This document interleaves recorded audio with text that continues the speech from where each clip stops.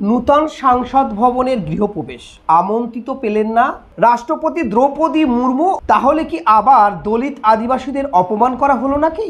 ভারতীয় সংবিধানের ৭৯ ধারায় স্পষ্ট বলা আছে, দেশের সংসদ গঠিত হয়েছে রাষ্ট্রপতি, রাজ্যসভা এবং লোকসভা নিয়ে। যেহেতু রাষ্ট্রপতি সংসদের শীর্ষ আসনে, তাই নয়া ভবন উদ্বোধন হওয়া উচিত তারই হাত দিয়েই। কিন্তু যেটা দেখা গেল, প্রধানমন্ত্রী নিজেই উদ্বোধন করলেন এবং সাধু সন্ন্যাসীদের নিয়ে তিনি উদ্বোধনে মেতে উঠলেন।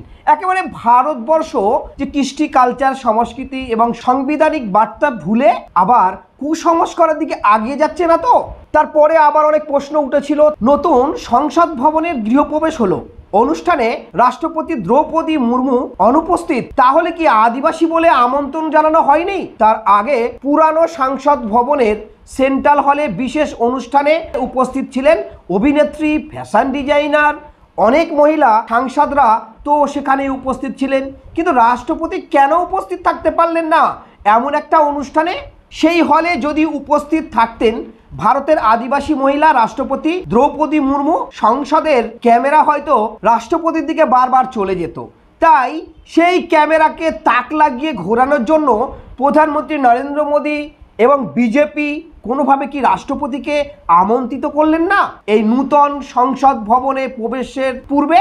এবং পুরানো সংসদ ভবন ছেড়ে যখন চলে যাচ্ছে, পায়ে হেঁটে প্রধানমন্ত্রী নরেন্দ্র মোদী সহ সকলেই একসঙ্গে নতুন সংসদ ভবন গৃহ প্রবেশ করলেন। কিন্তু সেখানে রাষ্ট্রপতি থাকলে অসুবিধাটা হতো কি, সেটা নিয়ে কিন্তু উঠছে ভারতবর্ষের মধ্যে প্রশ্ন। কারণ একজন রাষ্ট্রপতিকে কি পুতুল সাজিয়ে রাখা হলো? এত বড় অনুষ্ঠান, একটা সংসদ ভবন, নূতন গৃহপ্রবেশ এবং পুরানো সংসদ ভবন ছেড়ে চলে যাওয়া।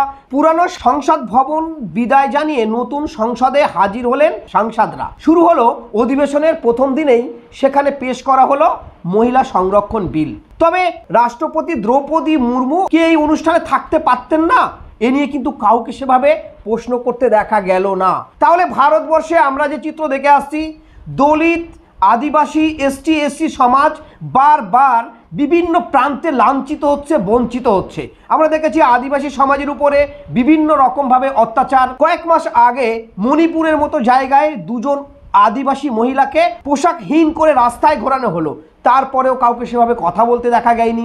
এবং আদিবাসীদের উপরে নানান অত্যাচার, সেই সঙ্গে দলিত, আদিবাসী এবং মুসলিমদের উপরে এই ভারতবর্ষের নানা রকম অত্যাচার, অনাচার লেগেই আছে। কিন্তু এত বড় একটা অনুষ্ঠান, সেই অনুষ্ঠানে আমাদের রাষ্ট্রপতি, এই দেশের রাষ্ট্রপতি একজন মহিলা, আদিবাসী বলে কি যখনই উদ্বোধন হলো নূতন, সেখানে তাকে আমন্ত্রিত করতে দেখা গেল না, তার উপস্থিতি ছিল না। অনুপস্থিতি থাকার কারণে বিভিন্ন দল কিন্তু বয়কট করেছিল। বয়কট করার পরেও প্রধানমন্ত্রী নরেন্দ্র মোদীর অবশ্যই এবং বিজেপির অবশ্যই উচিত ছিল পুরানো সংসদ ভবন ছেড়ে যখন নূতন সংসদ ভবনে তারা প্রবেশ করছেন, তখনই অন্তত রাষ্ট্রপতিকে আমন্ত্রণ জানানো দরকার ছিল। কেন এই আমন্ত্রণ জানানো হয়নি? আদিবাসী মহিলা বলে?